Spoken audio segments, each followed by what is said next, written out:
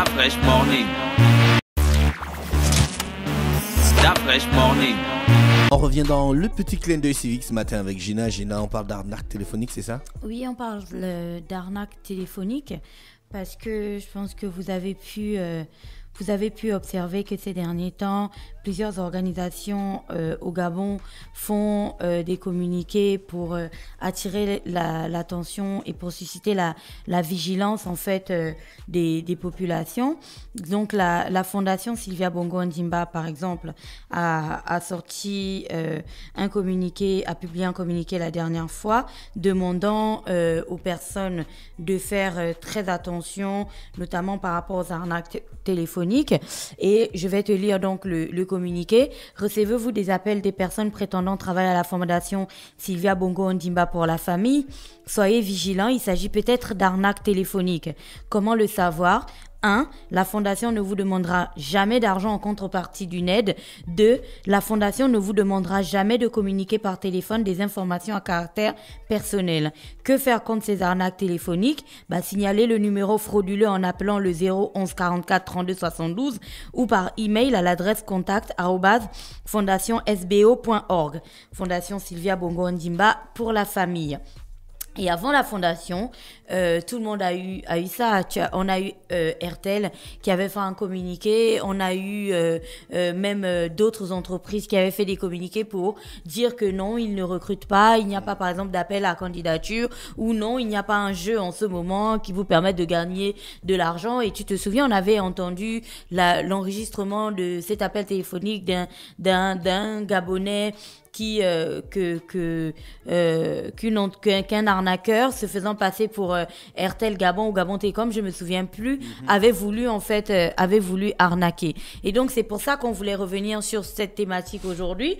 Donc il s'agit ici d'attirer l'attention de tout le monde sur les arnaques téléphoniques, parce que l'arnaque de la Fondation Sylvia, l'arnaque avec des personnes qui se font passer pour les agents de la Fondation Sylvia Bongo Ondimba, c'est celle qui a vraiment cours en ce moment. Et il y a plusieurs personnes qui subissent ça. Le dernier en date, il y a un auditeur qui nous a fait remonter cette information. Donc, il a été contacté par quelqu'un se faisant passer pour une personne travaillant à la Fondation Sylvia Bongo, et en lui disant que écoutez, moi je travaille à la Fondation et en ce moment la Fondation est dans une grosse opération d'immatriculation de Gabonais économiquement faibles. Donc, si vous avez des enfants et tout ça, nous allons envoyer un agent d'immatriculation chez vous qui va prendre vos informations et celles de vos enfants pour pouvoir les faire entrer dans le fichier de la CNAMGS, parce qu'on a un partenariat en ce moment avec la CNAMGS pour faire les immatriculations. Et donc la première chose qu'il a faite après avoir reçu cet appel téléphonique était de vérifier d'abord si le nom de la dame, donc l'identité que la dame lui avait communiquée, si elle travaillait vraiment à la fondation. Et l'autre chose qu'il a faite, c'est de contacter la CNAMGS pour leur demander si en ce moment il y avait des opérations d'immatriculation. Et il a vraiment été très smart sur ce point-là, parce que s'il n'avait pas recherché des informations avant de permettre à un individu qu'il ne connaît ni d'Adam ni d'Ève d'arriver chez lui, de prendre les données de ses enfants, de sa femme et ainsi de suite, tu imagines, on sait jamais ce qui aurait pu se passer, à laisser rentrer des personnes que l'on ne connaît pas dans l'enceinte même de son habitation et avoir accès à sa famille. Tu vois, ça peut être des braqueurs, ça peut être n'importe qui. Donc, il a vraiment été smart sur ce point-là. Il a pris toutes les informations, tous les noms et tous les numéros de téléphone, et toutes les entités qu'il a contactées lui ont dit non, ces personnes-là ne travaillent pas pour nous. Tu vois?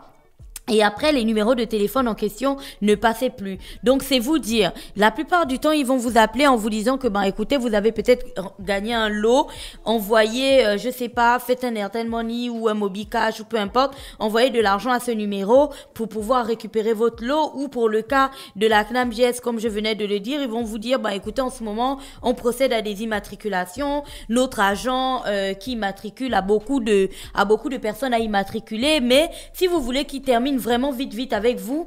Envoyez quelque chose.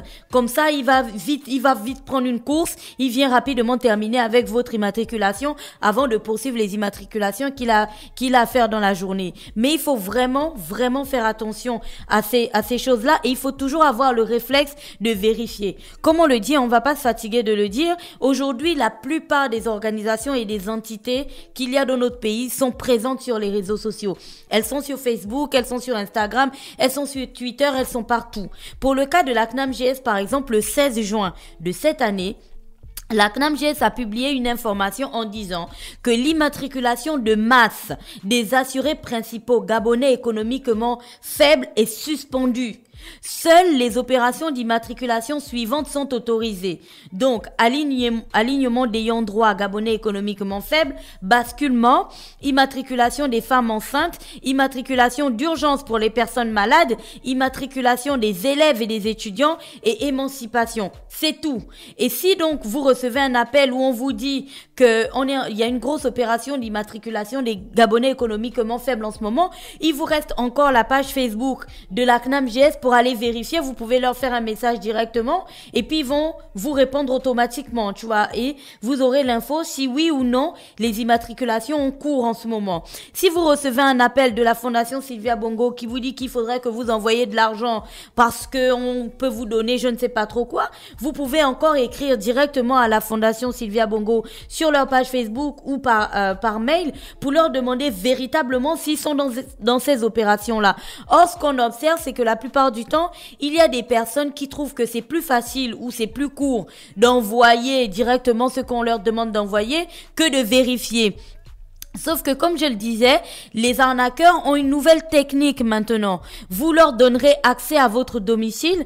La plupart du temps, les parents, peut-être, ils sont à la maison, ils sont au travail et ils diront, bon, écoutez, allez-y à la maison, les enfants sont là-bas avec la dame de ménage et elle vous donnera les documents pour l'immatriculation. Mais vous ne savez pas à qui vous donnez accès à votre maison. Par exemple, l'actualité d'hier, on te parlait de ces délinquants qui ont tué un agent un veilleur de nuit à Mouila. Ils ont volé plusieurs armes. Donc on parlait d'une dizaine d'armes à feu et ils ont aussi volé 29 millions de francs CFA. Donc imagine ce type de gangster par exemple ou ce type de criminels, si tu leur donnes accès à ton domicile, ces personnes-là ont des armes et en plus c'est des assassins confirmés. Donc il faut faire hyper attention aux informations que l'on partage, mais aussi il faut faire attention aux personnes que l'on laisse entrer dans sa maison, comme des gens qui viendront te dire que oui, on est envoyé par, je sais pas, la SEG pour venir regarder les compteurs ou pour venir regarder, je sais pas, les tableaux d'électricité de chez vous, mais la SEG n'enverra jamais des agents s'ils n'ont pas, tu sais, ils ont des petits badges ou s'ils n'ont pas les uniformes de la SEG. Un gars qui est habillé en jean avec un t-shirt, avec une basket et tout, qui te dit qu'il vient regarder l'électricité, c'est clair que c'est pas vrai, parce que les techniciens de l'électricité ils sont habillés d'une certaine manière et ils ont toujours des chaussures de sécurité.